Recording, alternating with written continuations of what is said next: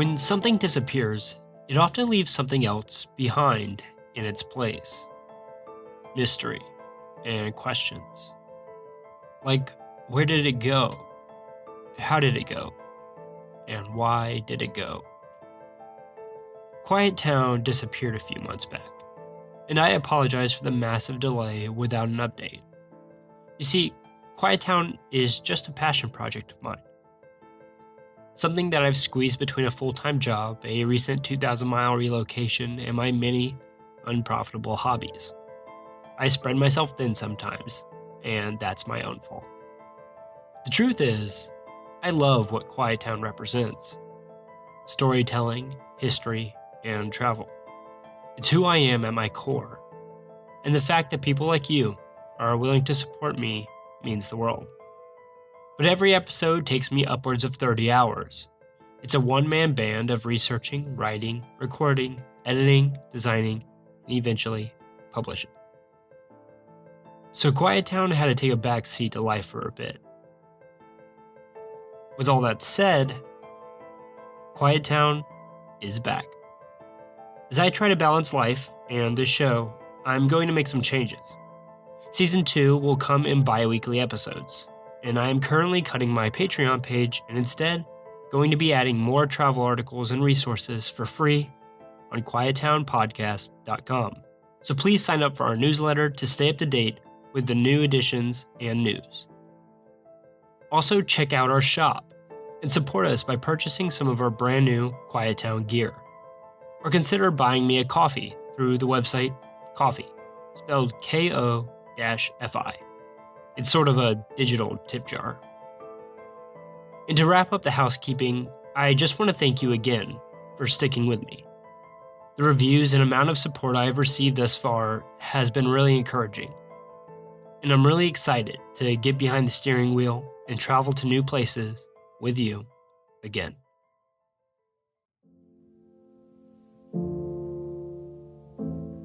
Welcome to October, when disappearing podcasts return from the grave and where small-town mysteries are told as campfire ghost stories. This October, Quiet Town will be bringing you a collage of dark history hidden under the veil of close-knit community hush. As a warning, today's episode includes graphic depictions of abuse, torture, and even murder. Listener discretion is advised.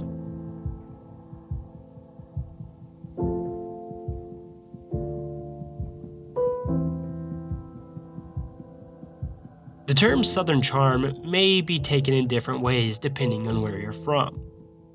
To me, growing up in Florida, sayings like Southern Charm or Southern Hospitality just meant having a mentality of genuine friendliness.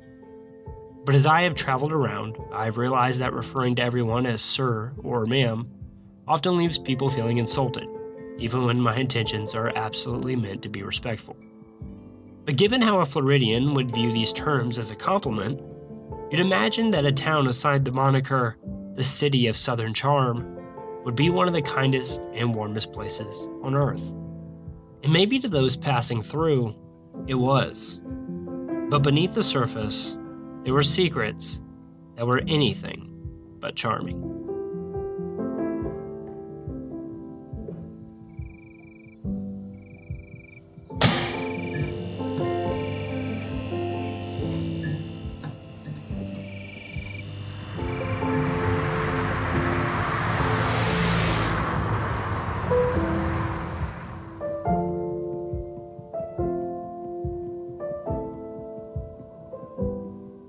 I'm Cody Creech, and welcome to Quiet Town, an audible road trip to lost history and local lore.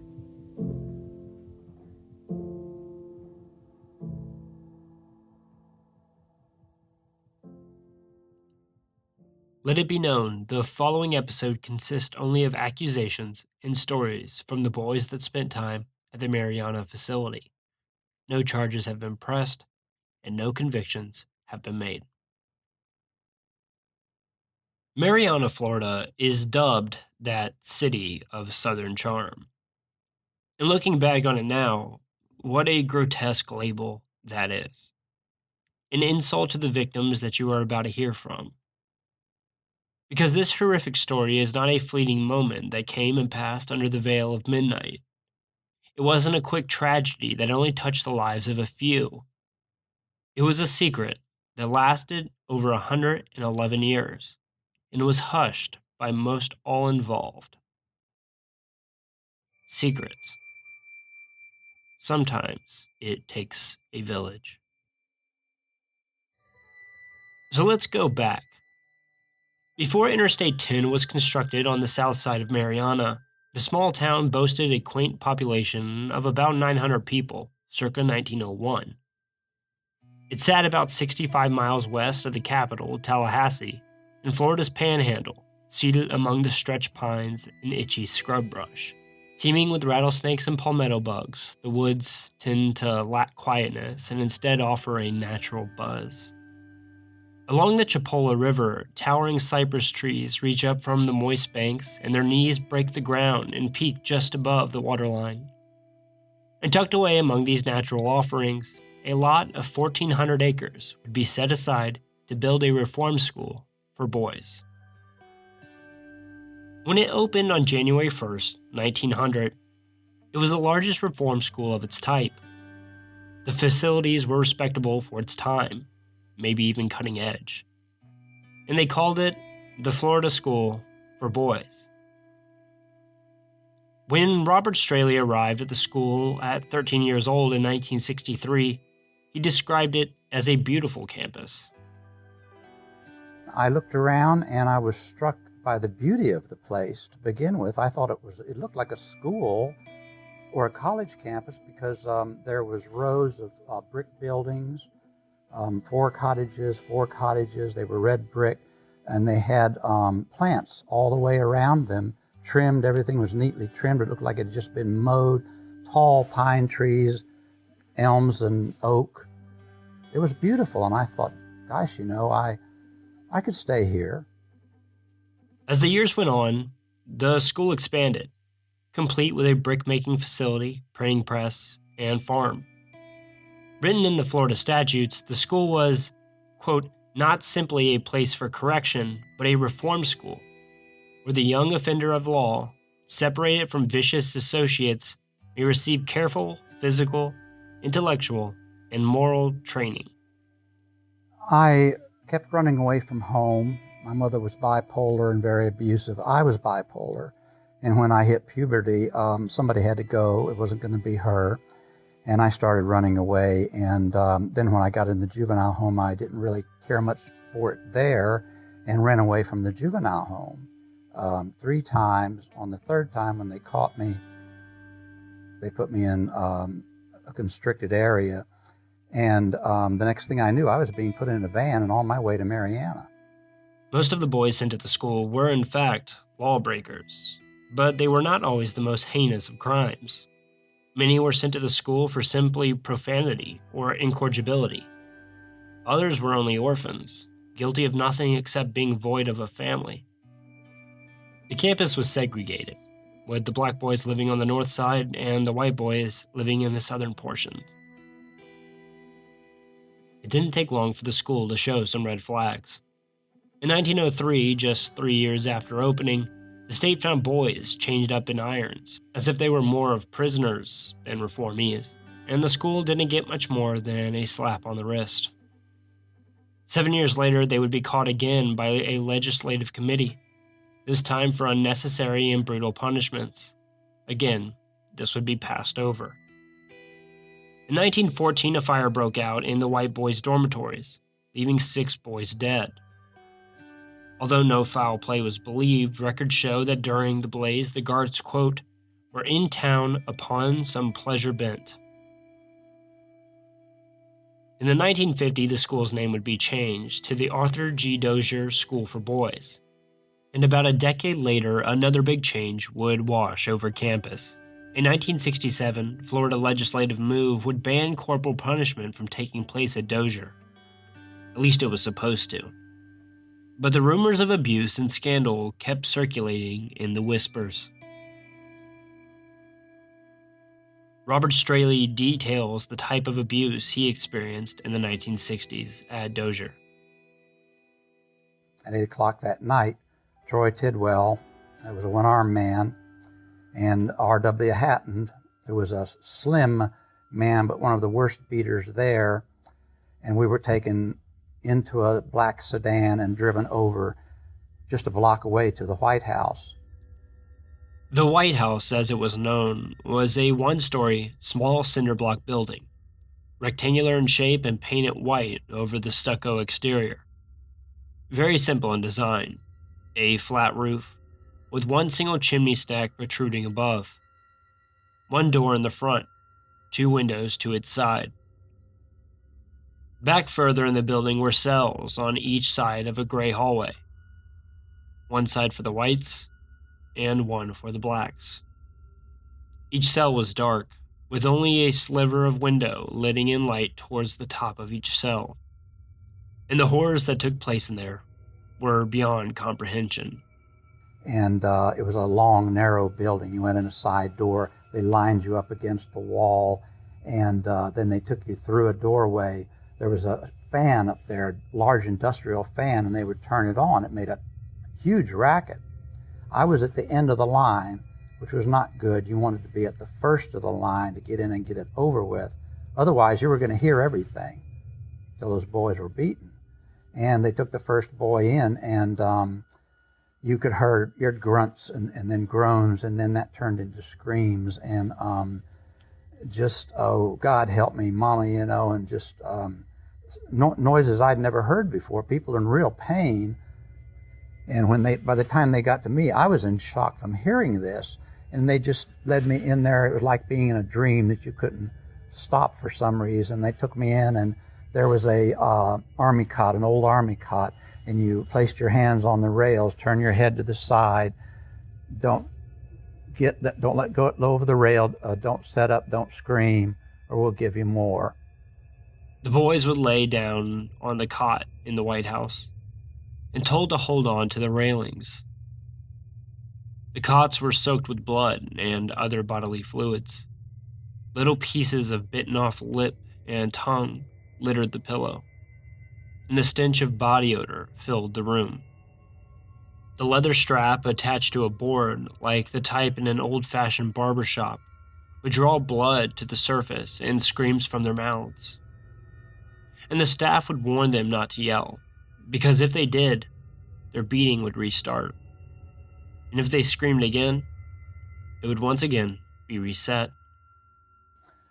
I was actually beaten twice more by Tidwell and a pockmarked faced man who I never knew who he was. He only seemed to be there at night. And Tidwell came in and sat down on the edge of my bed and grabbed me by the arm and took me into another room and told me, "You were smoking, and if you tell me you weren't, you're going down." Well, I was going down, and they beat me about 25 lashes and told me, "Hold that rail and quit crying and don't scream."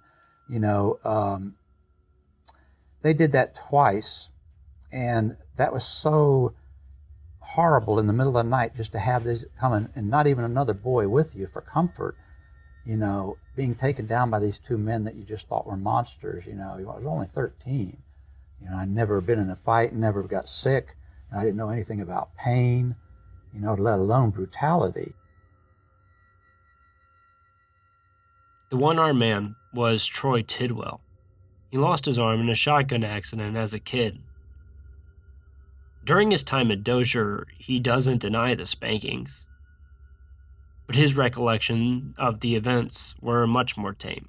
He said that some boys only needed one spanking to learn their lesson, while others needed more to get the point across. But he also claimed that during his time at Dozier, none of the boys were ever injured. Terror went beyond the White House, though. Some said they were sexually abused in a crawl space back behind the dining hall. The boys called this the rape room. And then one night they came in, and all I felt was a hand around my mouth, and before I knew it, I was out of there just like that.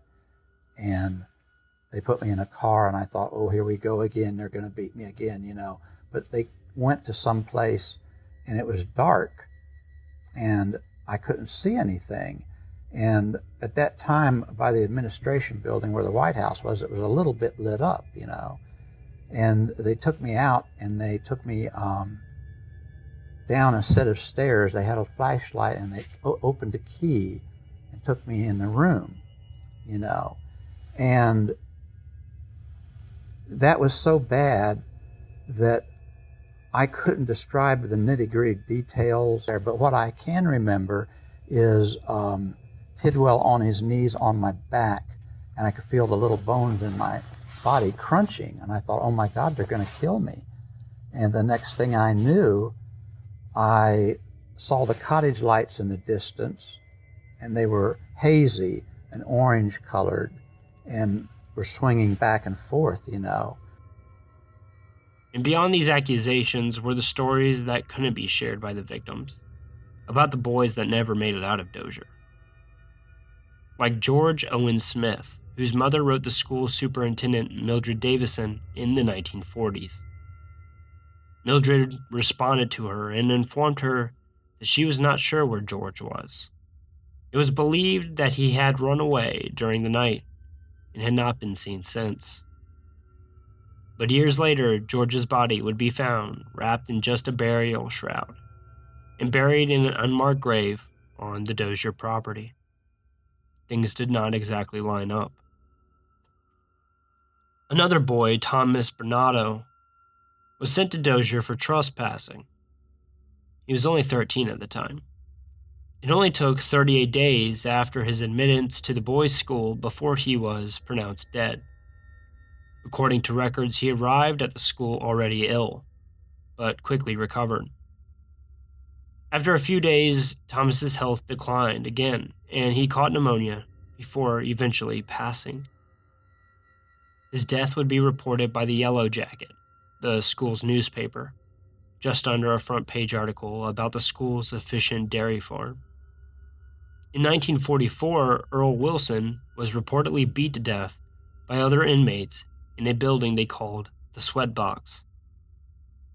Other accounts from boys include one saying he believed he had seen another boy trapped in a running dryer. It was assumed he died. And the stories of abuse and death or missing children go on. I was a hospital boy there. What happened to me there that I'll never forget, it was mostly just the same old thing, you know, day after day and so forth. But I came in one morning and I saw a boy lying in a bed, you know, close to the end. And as I got closer, I saw that he was shaking, you know, just shaking like this, you know, and he was crying. And I noticed that he had towels on him and they were all blood soaked, you know, I thought, oh boy. And I had seen a couple of the big boys, and I'm talking about the 16, 17-year-old boys that had gotten a bad beating, you know, for running. When you ran, you got 100 lashes. You know, that's serious. You're talking about a whip that weighed as much as a baseball bat. It was this thick. It was double ply with a sheet metal insert. It was this wide and probably that long. There, you know, you had the ceiling. And they would just tick that ceiling, you know, and it was swung overhead as hard as a man could swing it. And you know, most of them were big men. You know, Troy Tidwell may have had one arm, but that one arm was huge, big arm, strong, you know. So I went up to the nurse, changed my clothes, went up to the nurse, and she said, okay, go in there and clean that boy up, and then mop the floor, you know, and put the bloody towels in the bucket, set the bucket in the room, you know. So I went over to him, and I got a small and thin, not very deep metal pan and some peroxide, and I half and half that, half peroxide, half water. And I got over to him and I kind of put my arm and I said, I took the towels off, and he was moaning and groaning, and, you know, I said, I'm going to lift you up just a little bit and slide this tray under you, or try to, you know. And he was young. He was maybe a year older than I weighed 105. He might have weighed 115 pounds. He had a very youthful boy's face, nice looking kid, you know. And when I took those towels off, I just I couldn't believe what I was seeing because I had never seen anybody beaten that bad. Where his skin was gone. You know, on his buttocks was like raw hamburger meat. If you can imagine that being red, blue, bloody, you know, and just a mess, you know, and it shocked me. You know, I thought, oh my God, you know, this could happen to you. And when I put my arm under him, and he grabbed my arm like I was his mom or God or somebody, and just wouldn't let go of it, and he shook and cried, and I tried to be as gentle as I could and washed him with that and patted him with a towel, and he screamed a little bit, you know, because it hurt, and then I took Vaseline and put on him, you know, to help him heal, and then rewrapped him with the towels, but he had my arm the whole time, and I tried to ask him, what is your name, you know, and he just kept shaking, you know, and it was so traumatic, it even had me crying at that point, you know, because I felt so bad for this kid, and I thought, all I could think of was, they could do this to you, you know. I'd never seen it that bad. And so the next day I came in, it was the same thing. And the third day I came in, he was gone.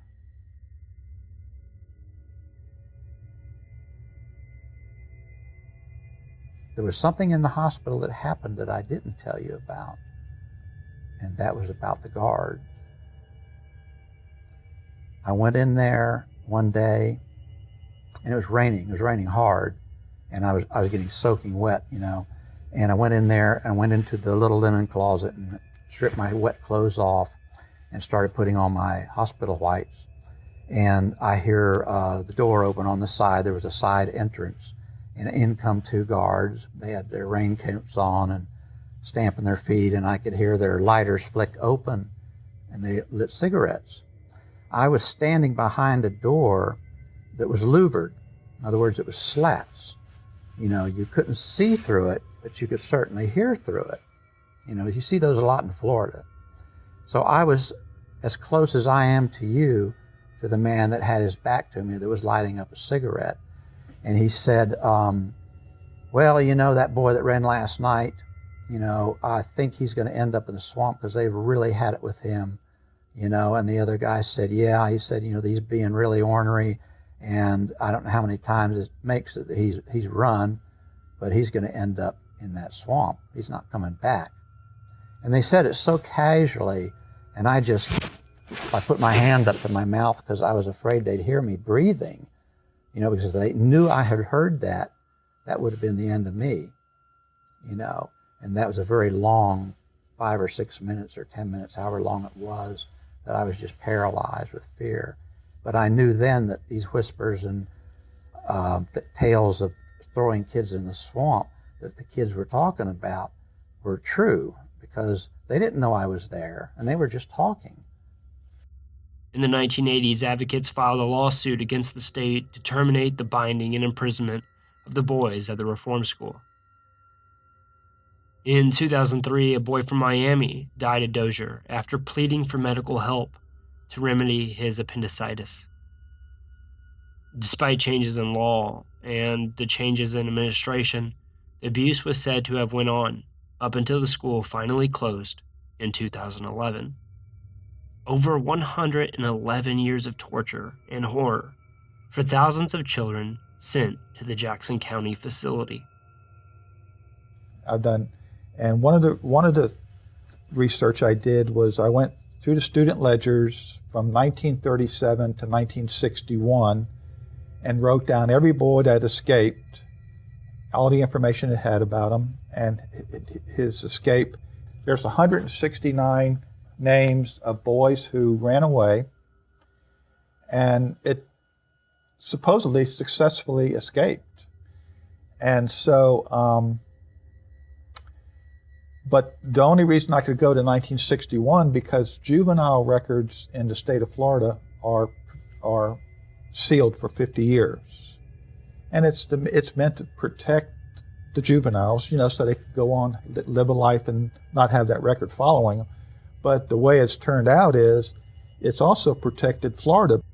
In 2012, University of South Florida anthropologist Dr. Aaron Kimrell and her team were allowed to begin archaeological work on the defunct campus.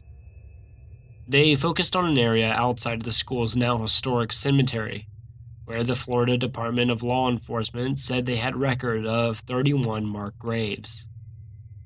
But after Dr. Kimmerl's team wrapped up their excavation, they found an additional 24 unmarked graves that had never been reported to the state. Most of these bodies still have not been identified. Years of deterioration and mysterious circumstances make it difficult to pinpoint who exactly these boys are.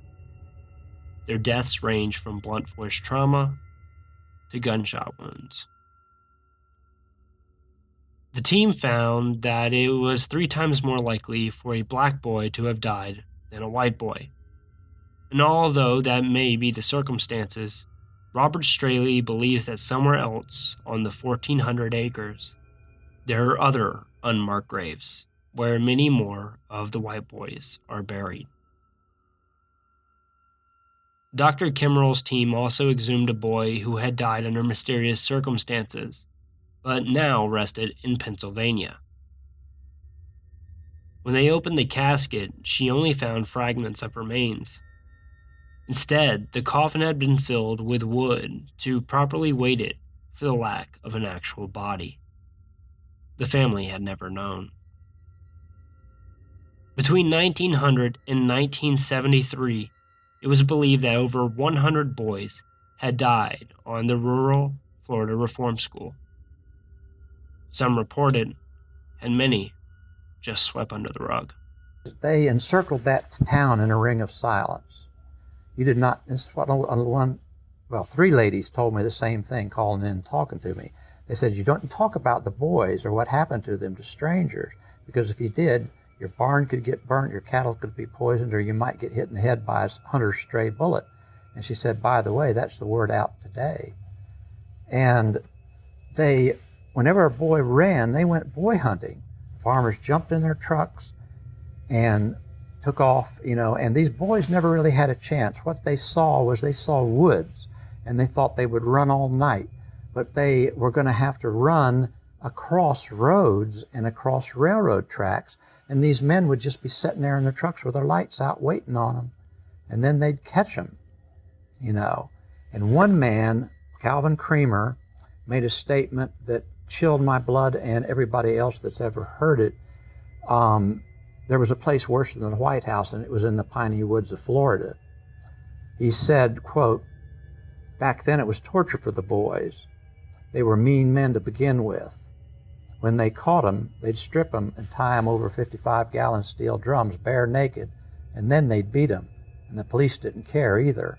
If you didn't work there, you had a relative that worked there. We're talking about a small town, and this employed 160 people, and yes, there was people that quit over the beatings. There were people that objected to it. The rest, jobs were scarce. You were going to do that, or you were going to find yourself out in the fields under the hot sun picking some farmer's produce. And so people put up with it. And there were those with something to gain. That farm, I've seen some reports, and when I look at them, and I look at the figures, they don't look right to me. You're talking about a 1,000-acre farm that made millions of dollars. Gosh, they had everything going that they could get. A brick plant that spewed out 20,000 bricks a day, and this was all done by the labor, and they actually changed the law back around 1907. Judge Milton changed the law to where they could send you up there on an indeterminate sentence to be approved by the men that ran the school. In other words, they could keep you there as long as they wanted to, and they could also pick boys up for smaller things like incorrigible, truancy, shoplifting, small crimes. They'd send them up there because they had this great farm going, but they needed a lot of labor. Despite findings and the alleged abuse, the state's attorney decided not to press charges against any of the living staff members at Dozier. After over 50 years, tangible evidence for rape or abuse is extremely difficult to prove. When I look for a town to research and create episodes about, I typically look for small cities whose histories have been forgotten or lost. But Mariana is quite different. It is not a quiet town because of lost history. It's quiet because somehow the entire town managed to keep these secrets suppressed for over a century. The goal of the school was to set these young kids straight, to deter them from a path of delinquency. But for many, it led to lives of domestic violence and further criminal careers. Others, it just left traumatized. A large chunk of these survivors have banded together to make a difference. They call themselves the White House Boys, and they are 450 strong. Through telling their stories, they are hoping this type of facility can never operate under these circumstances again. They reconvened at Dozier in the 2000s when the White House was officially sealed off for good. Many of those survivors have written books and spoken openly about their time at Dozier. For the ones that never made it out, they are being transported. More than 40 of the boys that were buried at Dozier will be moved to donated plots in Tallahassee's cemeteries. The $300,000 cost is being covered by the state with help from 2 local funeral homes. They began in late August 2018 and have 2 years to complete the reinterment process, although they expect to complete the project in less than 90 days. A monument for these children will be placed at the Florida State Capitol as well. The Dozier School now lays barren. The forest has reclaimed the buildings that once housed its facilities. You can find a few videos of urban explorers sifting through the broken buildings and abandoned supplies. When you see the pictures and videos from Dozier, it's easy to realize how alone you are in the middle of nowhere, how your screams would go unheard, how escape would feel hopeless, how easy it would be to keep secrets. At least 24 secrets had been kept from the outside world for a long time. And with 1,400 acres of twisted brush and lonely pines, who knows how many more secrets remain underground.